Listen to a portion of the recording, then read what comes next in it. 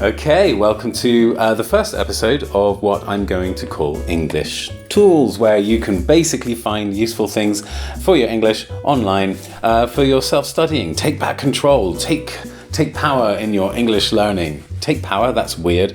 Anyway, today we're going to look at a piece of software called Ngram. It's a Google piece of software, Google Ngram Viewer. It's very, very cool. Basically, you just have to look up Ngram and it will come up, and here it is. So basically, what's Ngram Viewer? Ngram Viewer is basically it's a Google tool, and there are millions and millions and millions and millions and millions of words in Google books dating back to 1800, I think, some even older. And Google basically gives you this tool so you can check, look up the words in Google Books. So for example, here are the Albert Einstein, Sherlock Holmes and Frankenstein, how often they're mentioned. Back in 1800, no one had heard of Sherlock Holmes, no one had heard of Albert Einstein.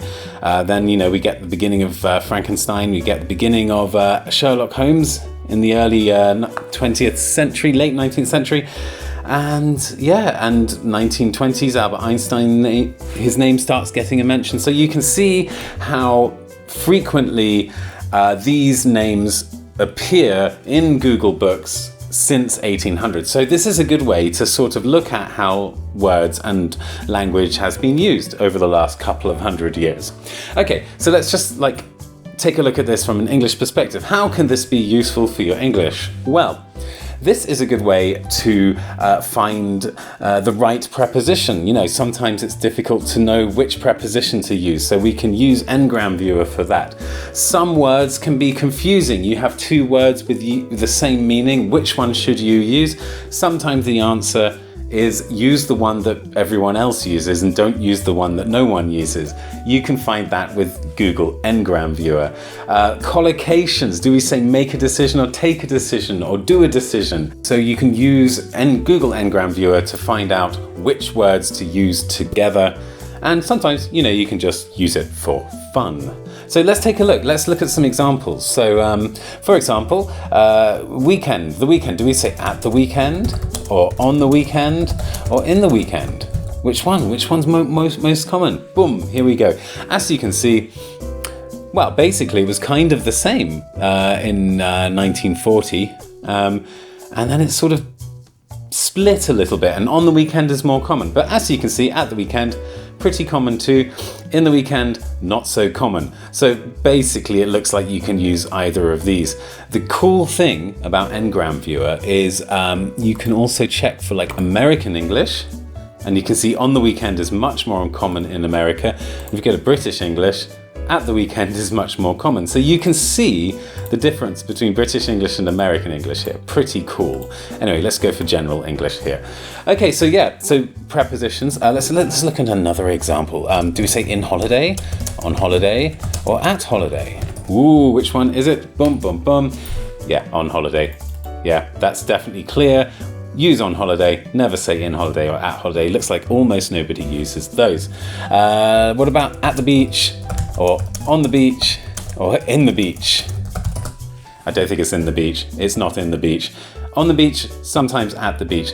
I actually talk about this in more detail in my video on how to use the right preposition in, on, and that, in, on, and at for place. So do check out that video if you want more details. Why are these both correct? What's the difference? Watch that video, you'll find out.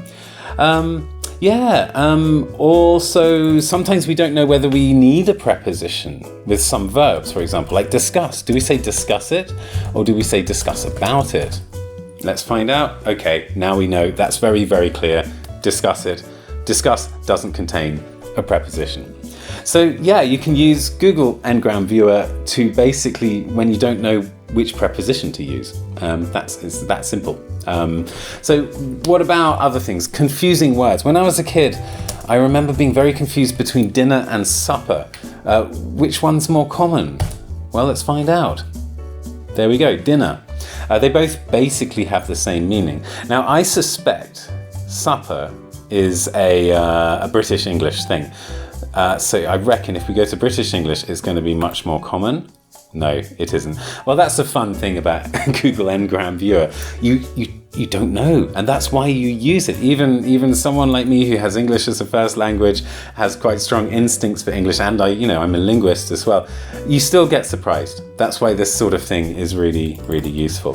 What about living room and sitting room? These both have more or less the same meaning. We can see we use living room. We don't use sitting room. And one from a comment on the Clark and Miller blog recently, I think someone used this phrase extemporaneous, which I found very strange, and I think they meant spontaneous. And as you can see, extemporaneous, okay, maybe if you're back in 1830, you might get away with using this word, but really not now. It's just really not common anymore. Spontaneous is the word you want. Also, you can use it for collocations. Collocations are a major part of English. Which words go together? For example, do we say rules to follow or rules to respect? Because they're both possible, aren't they? But which one is more likely? There we go. Rules to follow, that's probably the phrase you want. Follow rules, don't respect rules. You can respect rules, but follow rules is the standard. Make a decision, do a decision, take a decision.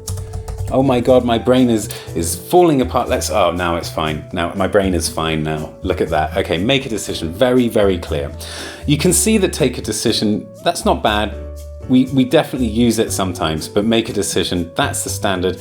If you're in doubt, use make for the word decision. And let's just go for one more. A box of milk or carton of milk. This is something that's confused some of my students before. And here we go. Very, very clear. Unless you're in 1940, they used to say box of milk. And even like in 1960, it wasn't so strange. But yeah, carton of milk, that's the one. Okay, good. And maybe just for fun as well, what's more popular? Tea, coffee, or hot chocolate? I bet it's coffee. Yeah, it's coffee. I knew it'd be coffee.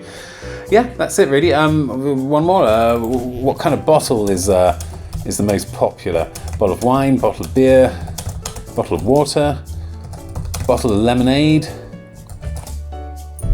It's wine.